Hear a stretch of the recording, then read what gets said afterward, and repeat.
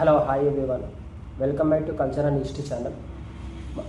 మన టాపిక్ వచ్చేసి రామాయణం కదా. నేను లాస్ట్ వీడియోలో రామాయణం గురించి డీటెయిల్గా ఎక్స్ప్లెయిన్ చేస్తానని అందరికీ చెప్పాను. ఇప్పుడు ఈ వీడియో నుండి నేను డీటెయిల్గా రామాయణం గురించి చెప్తూ వెళ్తాను అనమాట. ఇప్పుడు స్టార్టింగ్ వచ్చేసి రామాయణం అసలు రాసింది, లిఖించింది ఎవరు అంటే వాల్మీకి అనమాట.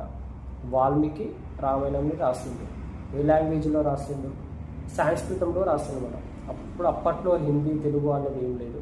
మన ప్రాచీనమైన భాష ఏంటంటే అప్పుడు సంస్కృతం, ప్రాకృతం. యాక్చువల్గా ప్రాకృతం ఫస్ట్ ఉంది, తర్వాత సంస్కృతంలో రాసింది అనమాట. ఆయన రాసినప్పుడు దాంట్లో 24,000 శ్లోకాలు 6 ఖండాలుగా విభజించి రామాయణాన్ని రాసింది. ఎవరు? వాల్మీకి రాసింది. దాని తర్వాత ఫ్యూచర్ జనరేషన్ తర్వాత కొన్ని రోజుల తర్వాత గోన బుద్ధారెడ్డి అనే వ్యక్తి మన ఈ సంస్కృతంలో ఉన్న రామాయణంని తెలుగులోకి ట్రాన్స్లేట్ చేసిండు. అప్పుడు ట్రాన్స్లేట్ చేసినప్పుడు ఆయన దానికి సపరేట్ ఒక టైటిల్ అనే పెట్టాడు ఆ పుస్తకానికి. ఏంటంటే రంగనాథ రామాయణం అనే పేరు పెట్టాడు అనమాట. ఆయన ట్రాన్స్లేట్ చేసుకున్న బుక్కు రంగనాథ రామాయణం అనే పేరు పెట్టాడు రామాయణంకి. ఏ టైంలో రాసిండు? 13th and 14th century. ఆ టైంలో ఈ రంగనాథ రామాయణం అనే పుస్తకాన్ని రాసిండు గోన బుద్ధారెడ్డి. ఫస్ట్ తెలుగులో ట్రాన్స్లేట్ చేసింది గోన బుద్ధారెడ్డి. దాని తర్వాత ముందు కాలంలో వేరే వాళ్ళు చేశారు. అప్పుడు నేను ముందొచ్చే వీడియోలో మీకు క్లారిటీ ఎక్స్ప్లెయిన్ చేశాను అనమాట. ఎవరు రాసిర్రు, వాళ్ళు సపరేట్గా పెట్టిన వాళ్ళు కూడా సపరేట్గా పేరు పెట్టారనమాట. రామాయణానికి రామాయణం అని కాకుండా ఇప్పుడు గోన బుద్ధారెడ్డి ఎలాగైతే రంగనాథ రామాయణం అని పేరు పెట్టాడు పుస్తకానికి, వాళ్ళు కూడా సపరేట్గా వాళ్ళు ట్రాన్స్లేట్ చేసినప్పుడు వాళ్ళు కూడా సపరేట్ ఒక పేరు అనేది పెట్టుకున్నారు. అది ముందు వీడియోలో వచ్చినప్పుడు నేను చెప్తాను అనమాట క్లారిటీగా. దాని తర్వాత వేరే లాంగ్వేజెస్లో కూడా ట్రాన్స్లేట్ చేసుకున్నారు. ఇప్పుడు వేరే కల్చర్ వాళ్ళు ఉంటారు, సపరేట్ లాంగ్వేజెస్ వాళ్ళు ఉంటారు కదా, వాళ్ళు కూడా సపరేట్గా ట్రాన్స్లేట్ అనేది చేసుకున్నారు. వాళ్ళ వర్షన్స్లో వాళ్ళు ట్రాన్స్లేట్ చేసుకున్నారు. మన వర్షన్లో ట్రాన్స్లేట్ చేసింది గోన బుద్ధారెడ్డి, తర్వాత వేరే వాళ్ళు కూడా ట్రాన్స్లేట్ చేశారు. అలా తర్వాత ఏంటంటే 6 ఖండాలని చెప్పాను కదా, ఆ ఒక్కొక్క ఖండం పేరు చెప్తాను చూడండి. 1 బాలకాండము, 2వది అయోధ్యకాండము, 3వది అరణ్యకాండము, 4వది కిష్కింధకాండము, 5వది సుందరకాండము, 6వది యుద్ధకాండము. ఇవి 6 అనమాట. నేను మీకు స్లైడ్లో కూడా పక్కకి ఇస్తున్నాను చూడండి. బాల, అయోధ్య, అరణ్య, కిష్కింధ, సుందర, యుద్ధకాండం. ఈ 6 ఖండాలు అనమాట. 6 ఖండాల్లో మన రామాయణం గురించి డీటెయిల్గా ఎక్స్ప్లెయిన్ చేసుకుంటూ వెళ్ళాలన్నమాట వాల్మీకి. మనం కూడా మెల్లమెల్లగా ఒక్కొక్కటి మనం క్లియర్గా తెలుసుకుంటూ వెళ్దామన్నమాట.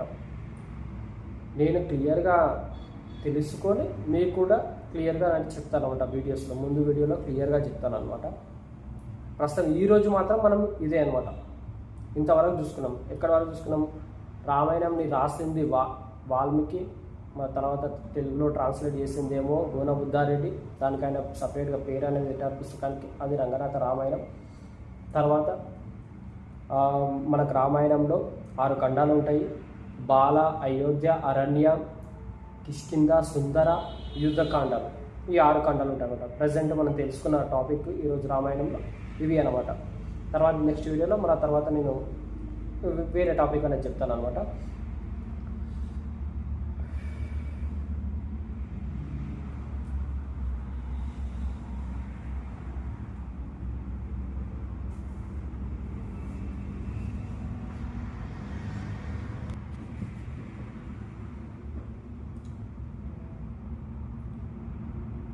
ప్రతి ఒక్కరూ ఈ వీడియో అనేది చూసి లైక్ అండ్ షేర్ అనేది, సబ్స్క్రైబ్ అనేది ఖచ్చితంగా చేయండి. ఎందుకంటే నేనేమైనా చెప్పాలనుకుంటే మీ ఇంట్రెస్ట్ అనేది తప్పకుండా ఉండాలి. మీకు ఇంట్రెస్ట్ లేదే నేనేం చెప్పలేను. కాస్త వీడియో క్లారిటీ లేకున్నా నచ్చినా నచ్చకపోయినా మన హిస్టరీ గురించి మనం తెలుసుకోవాలి కాబట్టి నన్ను సపోర్ట్ చేసి ఈ వీడియోలో ఒక షేర్ అనేది చేయాలి. ఎందుకంటే నన్ను సపోర్ట్ చేస్తే ఖచ్చితంగా నేను కూడా కొద్దిగా వీడియో ఇంకా చేయగలుగుతాను. రామాయణం గురించి ఈజీగా మన అందరికీ తెలుసు కానీ ఏంటంటే డీటెయిల్గా తెలియదు అనమాట ఎవరికి. మనకు రామాయణం చిన్న పార్ట్ మాత్రమే తెలుసు అందరికీ. ఏంటంటే మనం కొద్దిగా ఈ ఛానల్ ద్వారా కొద్దిగా ఇంకా డీటెయిల్గా తెలుసుకుందాం. నాతో పాటు మీరు కూడా తెలుసుకుంటామని ఛానల్ అనేది స్టార్ట్ చేశాను. సో తప్పకుండా ప్రతి ఒక్కరు నన్ను సపోర్ట్ చేయాలనుకున్న ప్రతి ఒక్కరు ఒక లైక్ అండ్ షేర్ అనేది తప్పకుండా చేయాలి ఖచ్చితంగా. అలాగే మెయిన్గా కామెంట్ చేయండి ఖచ్చితంగా.